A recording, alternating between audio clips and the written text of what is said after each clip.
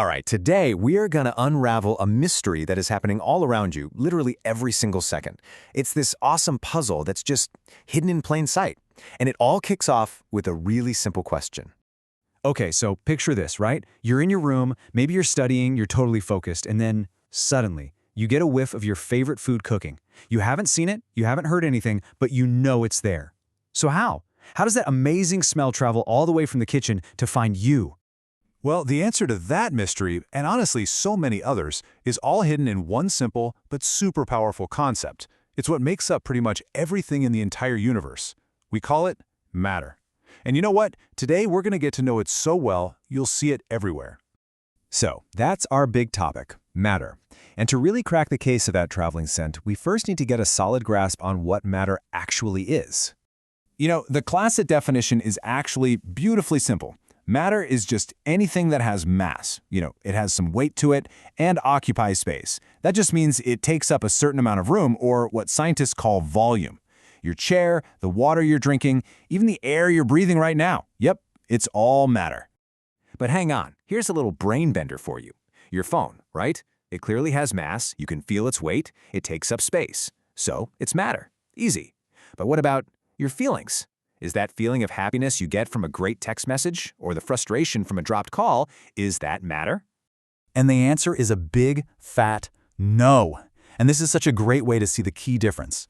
A phone is a physical thing, but an emotion like happiness, it has no mass. It takes up zero physical space, it's totally real, for sure, but it isn't matter.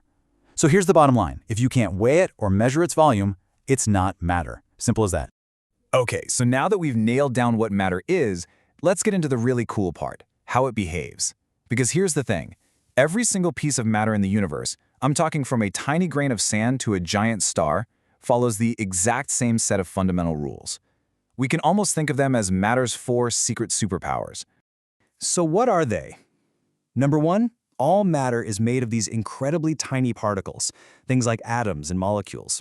Number two, there are actually little empty spaces between all these particles. Kind of weird, right?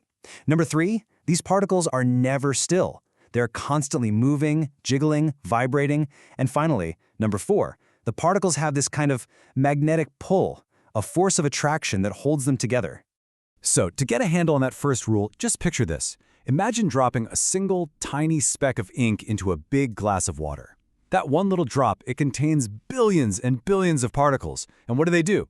They spread out and color the entire glass. It's the perfect proof that matter is just made of these countless little building blocks. All right, now let's see that second rule in action. This is so cool. If you take a glass that's full to the brim with water, and you stir in a spoonful of sugar, the water doesn't overflow. So why not? Where did the sugar go? Well, the sugar particles are actually sneaking into those empty spaces between the water particles. It's like they're hiding in plain sight. Amazing. So it's those 4 superpowers, those particle rules, that create the 3 main forms or states that we see matter in every single day. You know them, solid, liquid, and gas. Yeah, this table gives us the perfect snapshot. Just look at the differences. In a solid, those particles are packed in super tight. They can't go anywhere, they just kind of vibrate in place. Then you have a liquid where they're a bit looser, right? They can slide past each other. And then in a gas, whoa, they're super far apart and just moving around freely all over the place. And this packing and movement is what directly affects their shape and how they act. Okay, let's make this crystal clear with a really fun analogy.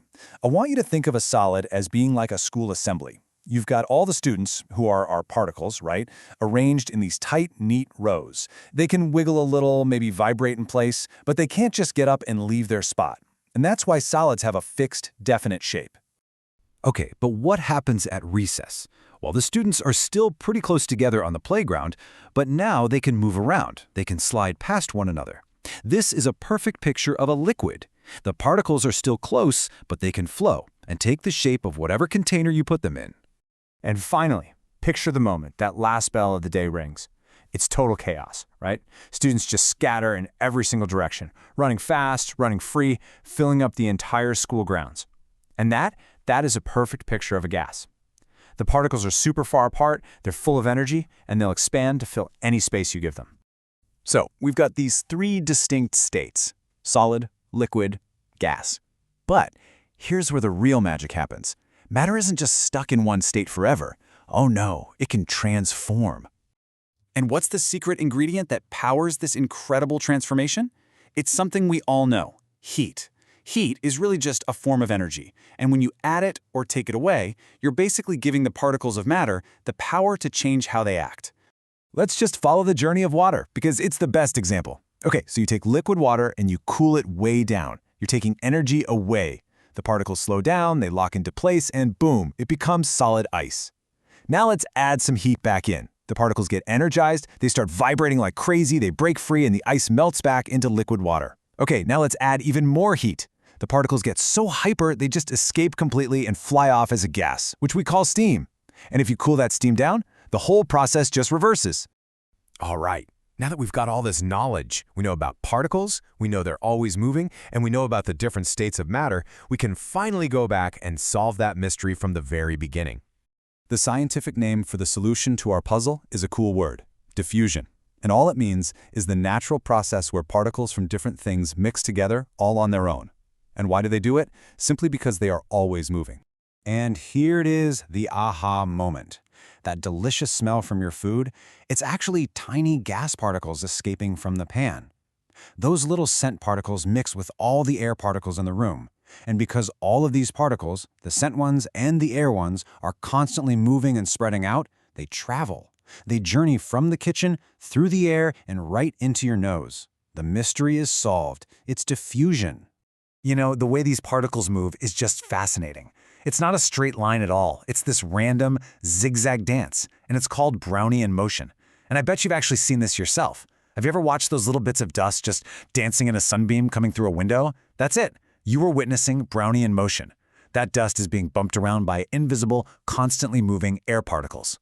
Wow, we have covered so much today, from what matter even is to all the cool ways it behaves. But I want to leave you with one final brain teaser to think about. A sponge. It has a fixed shape, right? That sounds like a solid. But you can squish it, you can compress it, and solids aren't really supposed to do that.